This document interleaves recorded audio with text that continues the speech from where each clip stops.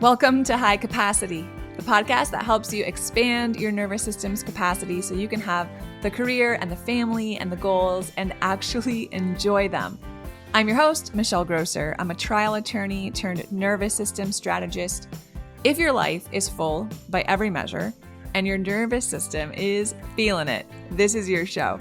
Every Tuesday, I'm here to unpack the nervous system science behind why you feel wired, overwhelmed, and depleted, and give you real tools to actually do something about it. Let's dive in. Hey guys, it's Michelle here. Welcome to High Capacity. So today we're going to talk about emotional capacity, and specifically, we're going to talk about some of those big emotions that can come hot and fast, especially when I think we're already feeling overwhelmed at the end of our rope, when we feel like we're being ignored or we are carrying so much of the load of all the things and not getting enough help.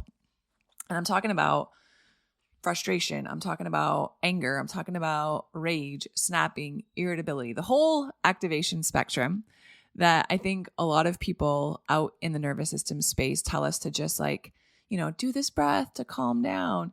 But we never really talk about why our body chooses that response in the first place and then what to do about it. So let's do that today. As I was kind of putting down my thoughts and notes for this episode, I was remembering a couple months ago, for me, that was like a moment that sticks with me because y'all, I just lost it.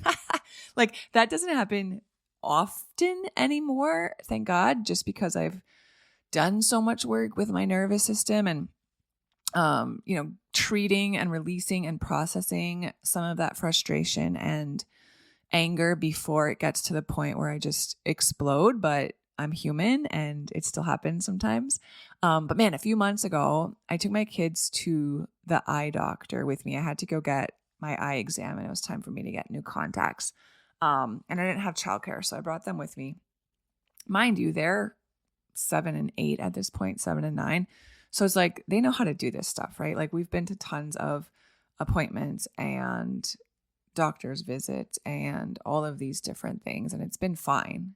However, on this particular day, at this particular appointment, like they were in a mood, and it was the kind of mood where they're just like delirious. It was midday. I don't really know what was going on, but they were just delirious, and they could not be in the same, 5 feet of space within each other without just like finding something to tease each other about or pick up, on each other or like who sat where, who stood where, who looked at who wrong. And they were bumping into things and they almost knocked over a whole rack of glasses. And then the doctor takes me into that, tiny little room where they do the eye exam, and it's dark and there's not a lot of places to sit. And you kind of need like to just sit and be quiet. And they were, climbing on stuff and whispering and giggling. And like, I could just feel everything inside of me building up. And maybe you know this feeling. But we got through the appointment and I got back into the car, and, the door wasn't even fully shut yet. And they started arguing about who was going to get in first or, something like that. And I just turned around and I lost it, like full snap, the whole thing. Okay. And I mean, obviously I'm not proud of that, but I'm also not going to tell you that never happens. Or that I just need to like breathe more, or that I'm a bad mom, because it's real life. And what I want to talk about today is why these kinds of things happen. Like what's going on in our body, what's going on in our brains in those moments, and then what can we actually do with anger, right? Not how to suppress it better or bypass it better, but how to actually work with it so that those moments where we just lose it, they happen so much more infrequently. Okay. So before that moment where I just like lost it in the car, my body had been trying to tell me that we were like rising in activation for probably 30, 40 minutes. But I'm in a doctor's appointment. Like there's not much I can do there to get this out of my system. Right. And that's how this works. Like the nervous system usually doesn't go from 0 to rage in 30 seconds, right? It builds. And along the way, our body sends us signals that this is going on. We call those somatic cues. So in this case, for me, I was being sent from my body somatic cues of my activation levels rising. And it was my body's way of saying like, hey, we're getting really hot, right? We're getting really close to our limit here. And then once I got into the car, my jaw was just like tightened. I heard them going at it again, right? My shoulders were up by my ears. I'm sure that my breathing was really shallow and probably quick. And I probably had this heat in my whole body, right? Heat in my chest up through my face and all of this pressure just kind of building up with nowhere to go. Maybe some of that sounds familiar to you. These are all somatic cues that were getting activated, and they show up differently for everyone, but they always show up, right? Maybe it's a tight jaw. Maybe it's tension in your shoulders. Maybe it is like you feel kind of flush and hot. Maybe you notice your breathing change, or you notice your heart rate change, or your skin just feels like almost crawly, or your voice, right? Maybe your voice gets quieter. Mine does when I get upset, or maybe it gets sharper, or maybe it gets louder. Tunnel vision, like all of these things are somatic cues.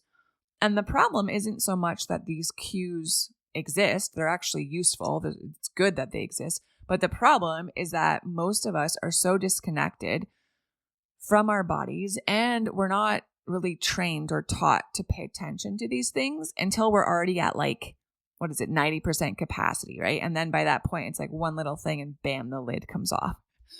But if you can start to catch your activation at, let's say 20%, 30% activated, you have options, right?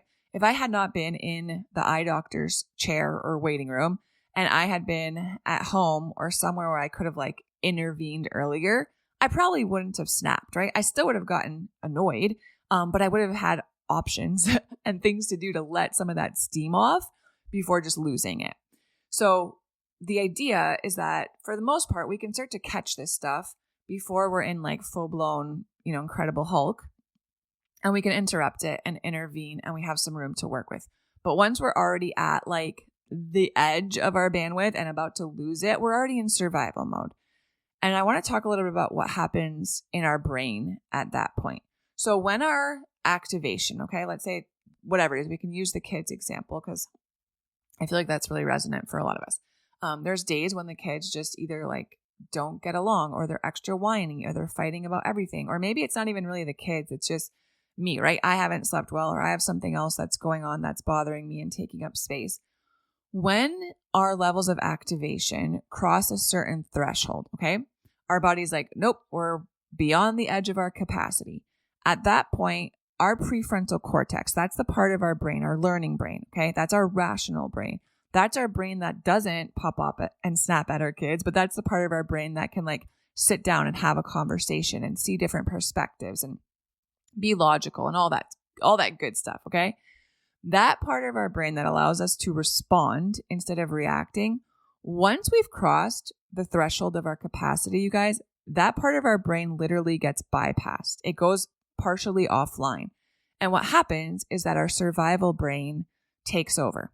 And this is not a character trait or something like that. This is our biology, okay? This is a neurological event. It's done that way on purpose because that thinking part of our brain is way too slow if we're actually under a real threat, right? If something was actually happening that I had to respond really quickly to run or to fight in order to survive, I can't be sitting there and weighing my options and trying to reason and rationalize. I need to act and act quickly. So that slow learning part of my brain gets bypassed and we go straight to survival mode. Our amygdala, the alarm center in our brain, flags a threat. So for me, it's oh my gosh, my kids are going to break something in this doctor's office, or this is so embarrassing, or whatever it was that was going on in my nervous system. And then my cortisol starts pumping through my body, adrenaline starts flooding my system, and my body's preparing to fight or to run because this does not feel like it's going to end well, okay? Our nervous system in those moments are doing exactly what it was designed to do. It just doesn't know that we're just at a doctor's office and my kids are just arguing about who gets to sit where instead of something actually being a threat to us, okay? So when we snap and we immediately think oh man, I shouldn't have done that, I mean, partially we're right. And we're also running on survival brain. Okay. So that part of us that makes these different choices, that could have made a different choice at least, was not really available to us. It was temporarily offline. And I think a lot of shame can live here because it sucks. It sucks to like snap and yell at anybody, but especially at our kids. Okay. But I think just understanding what's going on in our bodies, it should help bring a little bit of compassion, at least understanding for why we're doing these things. Because when we understand what actually happens neurologically, we can start to intervene earlier before we get to that survival mode where we're just like popping off. And I think part of this too that I don't think gets enough airtime. So I want to spend a minute talking about it because I think it's a really important kind of reframe and mindset thing for this whole conversation, is that there's a reason why we snap like that when we do. Okay. Our body keeps choosing that as a response when we're like so overloaded, so frustrated, so annoyed, so irritated, because it serves a purpose, right? It's maybe not the best way to accomplish what it's trying to accomplish, but it still gets something done. It works. And that's why the nervous system keeps filing it away as a viable strategy, right? If snapping had zero payoff, our nervous system would actually find something else. But it doesn't. It keeps coming back when we're at capacity or well beyond capacity to snapping or yelling or whatever that looks like, because there's a reason why.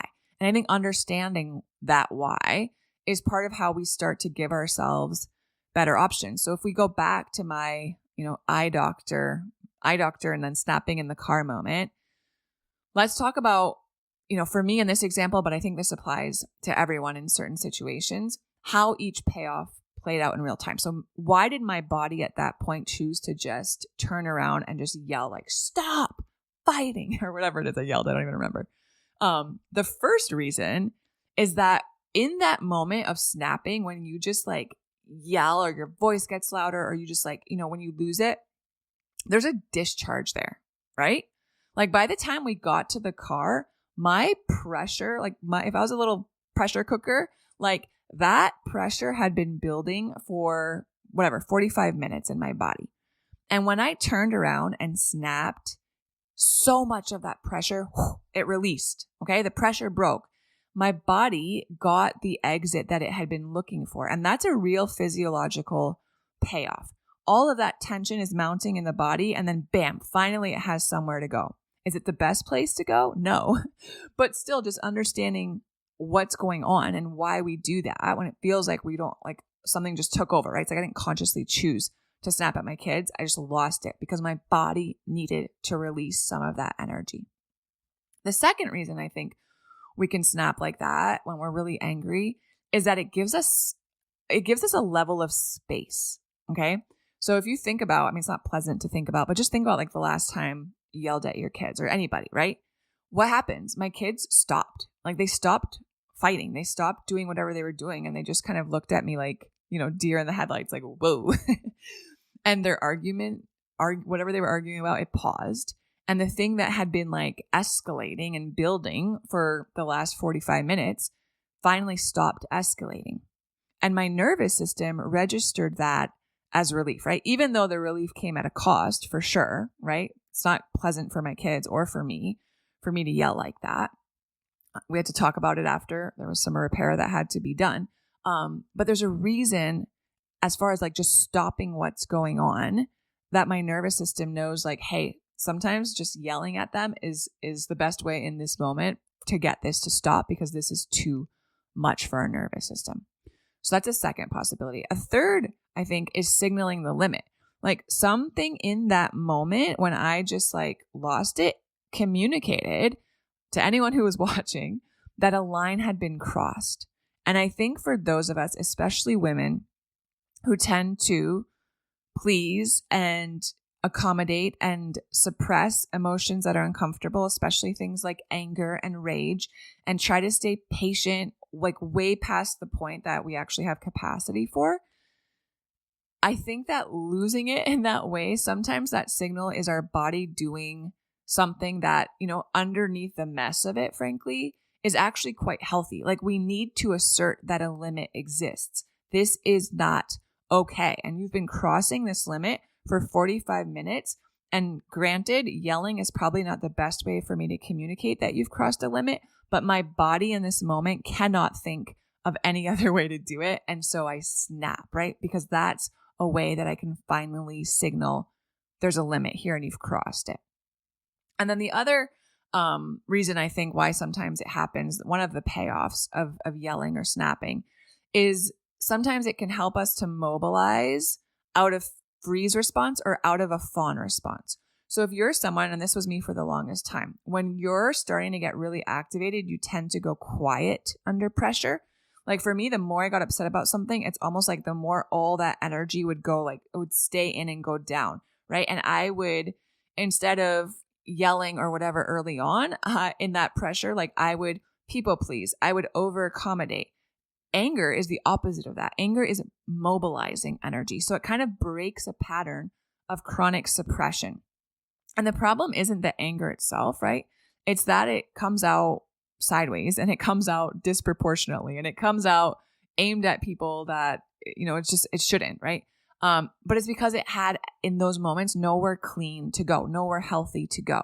So that's what I really want to talk about for the rest of this episode is like when you notice that coming up, how can we discharge that in a healthy way so it doesn't harm or hurt ourselves or our kids or our partners or the people that we love? Because we know it needs to get out, right? There needs to be that discharge. We need to create space and put a stop to the thing that's activating us. We need to be able to signal that someone's crossed a limit. We need to mobilize out of a freeze response or out of a fawn response. But we can achieve those ends by different means, right? We don't have to just like do what I did and lose it and snap at our kids. We can intervene earlier and allow these things to happen in a way that's so much healthier. So the goal here isn't to eliminate the anger, right? The anger itself isn't the problem. The goal is to be able to give that anger a better place to go before it reaches my, snapping in the car moment or whatever that might look like for all of us in different situations. Okay. So the way I like to think about this, I want to just kind of give you this metaphor, this concept, and then I want to go through, I don't know how many I have here. I think I have like 4 or 5 different somatic tools and practices that help us to discharge frustration, anger, rage, irritability, all of that stuff without losing it on our kids or anyone we love. Okay, so here's the idea that I want you to keep in mind, and then we'll go through these different tools. The first idea, or I guess the idea that I want to talk to you about is that we are in and out beings. Okay, we are in and out beings. What do I mean by that? Everything that comes into our body has to come out. Okay, things we eat comes in, it goes out. Right? We drink, it comes in, it goes out. Right? The air we breathe, it comes in, it goes out, it enters and it exits. Our bodies are built around that rhythm, in and out beings. The same is true for our emotions, you guys. We experience stress, we experience emotional activation. I would venture to say every single day, right? Something. It's the mental load. It's the demands. It's the interactions. It's the moments that just like kind of accumulate. And if we don't have regular practices to process and release that stress and emotional activation, if we instead suppress it without tools or, stay in denial or try so hard to stay calm or try hard to hold it in, like all of that becomes one of the most significant capacity shrinkers that I see. Like if you're wondering why you feel like you're at capacity all the time, or you feel like you're exhausted all the time, I would venture to guess that one of the areas you could put intention behind and really grow your capacity is with healthy emotional processing and release. Okay. Holding this stuff in, not knowing what to do with those big emotions will shrink your capacity faster than almost anything else. And then what happens is that the container fills and the pressure builds and eventually, something happens. And then we have this disproportionate response, right? The lid just blows off over spilled milk. So what I want to give you is I want to give you 5 different tools for releasing activation, especially like anger, frustration, like when we're just like, how do we let that go in a healthy way? Okay. And hear me when I say this, these are not calm down strategies. I'm not teaching you tools so you can continue to suppress these big emotions and feel more calm. That's actually not a healthy strategy because there's so much energy in those emotions that if we don't allow them to release, if we just keep shoving them back down, there's going to be health consequences to that. And there's going to be emotional consequences to that. Imagine, right? You've all tried to hold a beach ball underwater. And at some point, you're so exhausted, like your arms will start, shaking and tremoring that you have to like let that beach ball go and it pops out of the water and it splashes everyone. That's the same thing that happens if we keep trying to calm down. Every time we feel this anger activation rising up and we're just like holding it under. I've got to breathe. I've got to take a deep breath. I've got to get calm. No, at some point you're just going to lose it, or you're going to find yourself with, chronic illnesses and autoimmune conditions and, the health side effects of suppressing so much of this stuff because it's physiological. It's biological. There's stuff happening in your body when you don't allow these big emotions to process and release. So these are not calm down strategies. Now, when you do them, might you sometimes find a sense of relief and calming afterwards? Sure, right? But sometimes no, and that's not the end result. The goal is not I'm doing this so I can feel calm. The goal is that I'm doing this because my body needs to learn how to process and discharge these big emotions because it's better for my health and it's better for my relationships when I do that, okay? So they're not calm down strategies, but they are discharge strategies. They're ways to give your body the exit that it's looking for. So it doesn't just happen like by default where you just go, all of a sudden, bam, you lose it. Okay. The first one is wall pushes. So this is one of my favorites when I'm feeling myself starting to get annoyed or irritated or frustrated. Because you can do it anywhere. I'll go into another room. It's quiet. So I'll go maybe into the bathroom or I'll go into my bedroom or I'll go into the garage. 2 minutes, you guys. Sometimes I'll put music on, but sometimes I'll just like go up against a flat wall where you can stand against a wall. Put your hands flat against the wall as though you were going to like push the wall, right? And then you're actually going to push the wall. Push it as hard as you can. You can kind of get down a little bit into like a squat. Like you don't want to get all the way down in a squat, but just like where you can really put all of your energy into pushing on that wall. And then push as hard as you can for like, 10, 20 seconds. I find if I'm really activated and frustrated that I can even like kind of like grunt as I'm pushing it, right? Because that discharges a lot of energy I tend to hold in my throat. But when you're pushing like that, all of your energy pushing into a wall, that engages the same muscle groups that actually activate when you're in a fight response. So what you're doing is that instead of pushing or throwing someone or something, you're giving your body what it's mobilized for. But you're doing it in a really contained, intentional way. So all of that energy, all of that like frustration has somewhere to go. You're pushing it into the wall. It's grounding down through your feet, pushing into the wall. And the physicality of that, you'll find that it discharges the energy without us having to like offload all of that on another human being. Okay. So that's the first one, wall pushes. I love that one. The second one is pillow slams. I don't know about you, but sometimes when I'm feeling really activated too, like I have this urge to just like, hit something or throw something, right? Like I don't act on that. Like I wouldn't just pick up a glass and like throw it across the room, but there's a part of me that really wants to release in that way sometimes. What's a healthier alternative? Well, grab a pillow or something that's small and soft that can't break anything. And you can hold it above your head and you could slam it on the ground, right? Like kind of like throw it on the ground, like, and just throw it against the ground. You could take that pillow and kind of hit it against a bed, hit it against a couch repetitively. Can you do, 10 pillow slams with real effort, your whole body, right? Let your face like tense up as if it would when you were hitting something, and let your body make the sounds it makes when you're like putting a lot of effort into throwing or hitting something.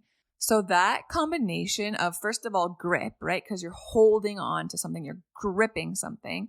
And then the impact, right? When the pillow either hits the floor or the pillow hits your bed mattress, And then the full body movement of like the up, bringing the pillow, and then down, hitting it down, that hits the discharge button in a way that, breath, calming breath, or trying to calm down just cannot. And trust me, I understand that most of these are going to be uncomfortable at first. And they're going to be like, oh, that's weird. That sounds a little unhinged. And maybe you're lacking a little self-control if you do this stuff. Try it. Try it because it works. And I promise you, if you're scared to do stuff like this because you're like, that's weird, it is so much more harmful for your body for you to try to hold this stuff in and bypass it rather than actually allowing it to release. Because when you allow it to release, you create so much space, right? Now it's like, man, I've just dumped out my whole container of activation. I have a whole new, fresh, empty container to be able to handle what life throws at me today, right? Instead of it already being full and trying to cram more stuff in. So that's the second one, pillow slams. The third one is screaming, okay? So obviously, maybe I shouldn't say obviously, but for a lot of people, when we get angry, we want to yell or scream. Our throat and jaw, frankly, hold so much suppressed activation, especially for women, for women who've learned to keep their voice, ladylike and kind and measured and controlled. So releasing through the voice, it doesn't even have to be an actual scream. Sometimes I'll go in my car and just sit in the car for a minute and scream when I need to. Sometimes I scream into a pillow. Sometimes if my kids are around or if I'm in public, I'll like go to the bathroom or even sit in my car like that and just like silent scream. Have you ever like silently just open your mouth and like as if you were screaming really, really loud, but you're not making any sound? That can still discharge all of that tension in the jaw that has no other outlet. So if you have the ability and the privacy, go scream into a pillow, right? Or just actually scream. I think that's even better. But if you can't, just silent screaming can also be really helpful in allowing a lot of that activation to move through you and release. So that's the third one, a silent scream or screaming into a pillow. The fourth one is shadow boxing. Okay. You can imagine we've all like pretended to punch and shadow box. It's full body, right? Your arms are engaged. Your hands are in fists. You're punching. You're moving that energy outward. You're just punching the air. 10 seconds, 20, 30 seconds, but real effort. You can put like some ragey music on if it's helpful, and just like shadow boxing. You can do it in your kitchen. You can do it in your bedroom. But when you do that on a somatic level, you're mobilizing that fight energy. And you're giving it a complete arc, okay? So you're getting activated, and then you can express it and shadow box and punch and hit the air, right? You're not hurting anyone or anything. And then it allows it to release. So you're letting that kind of loop go the whole way around and close, rather than feeling the activation, it has nowhere to go, and you kind of cut it off mid-cycle, okay? And then the final one, this is one of my favorites that I've started using more recently too, maybe in the last, 6 months to a year. This has become a favorite for me. When I notice myself starting to feel activated, I will just grab like a kitchen towel or a hand towel. Any towel would work, I think. And I grab it with both hands, and then imagine as though you were wringing it out. Like if it was sopping wet and you wanted to wring it out to get all the water out of it and dry it out, do that with a dry towel. So grip it and then kind of twist it. Feel that resistance, right? Grip, twist, feel the resistance, twist, twist, twist, right? You can let your face kind of like, as you're twisting, and allow it to release. And then do that again. And I think this one works particularly well for the tension that can live in our hands and our forearms and our chest. Those are places where we hold in a lot of anger, and I think it tends to accumulate over time. So that can be really helpful for a lot of that activating energy and tension that we hold, okay? So those are 5 options when you notice yourself feeling activated and going towards like feeling that mom rage that we hear about. Wall pushes, pillow slams, screaming into a pillow or silent screams, shadow boxing, and wringing out a towel. Okay? Now, none of these are meant to be done when we're already like feeling like the Incredible Hulk. Okay? The idea is we want to be able to catch our body's cues that we're starting to feel activated before we are in like full-blown survival mode and we just lose it like I did after the eye doctor. Okay, so when we can catch those somatic cues when they start or when they're at like 20 or 30% of like full-blown level and give that activation somewhere to go before we pop off, that is the secret sauce. Okay, that's the work. So on this week's High Cap Friday, if you come back on Friday's episode, we're going to go deeper on somatic cues. I want to give you guys some of the specific signals that your body is going to send you before you lose it. And the idea is I want you to start catching that activation earlier. So noticing your somatic cues sooner, and then you can start to interrupt and intervene sooner and bring yourself back to baseline before you lose it and snap. So we can build that gap, right, between something triggering us and then what happens in our response. So we're not just immediately like trigger, reaction. That's what we want to avoid. We want to grow that gap between trigger and response. So we can intervene while we're still in learning brain and have access to our prefrontal cortex before that survival brain just takes over and it's really hard for us to think clearly and we're just kind of on autopilot. So when we can catch our somatic cues, we get to expand that gap between stimulus and response, and that changes everything. All right. So we'll talk about that more on a Friday. Come back for that High Cap episode. All right. Try some of these out. I'd love to hear how they go, what you guys notice, what you think. If they're awkward at first, let that be okay. You can be your own little cheerleader. And be like, hey, this is really good. I'm glad you're doing this. This is a much healthier response than yelling at my kids or my husband. Even though it feels awkward, this is still really good for me. And then I promise you, like exercising a muscle, right? It's going to get easier and less uncomfortable every time that you do it and go for it. And then you're going to experience what it feels like to discharge that anger before, it comes out sideways at someone else. And then that really reinforces and encourages us that like, hey, this is a good practice I'm doing here. I should keep doing this. This is really healthy for me and my body and my mind and my family. Okay. Thanks so much for being here today, you guys. I love y'all so much. I'll talk to you soon. If you love Mommy's Polygraphs, leave a review. Thanks so much for tuning in today. If you haven't taken the What's Your Capacity Pattern quiz yet, that is your next step. It'll tell you which of the 5 capacity patterns is driving your dysregulation, your exhaustion, your reactions, your stress, all of it. So you know exactly where to focus your energy first. It's free. It'll take you 2 minutes. The link for the quiz is in the show notes. And then come back on Friday for one practical tool, the high cap move to take into your week, because putting the stuff into practice is what is actually going to change things. All right, I'll see you on Friday.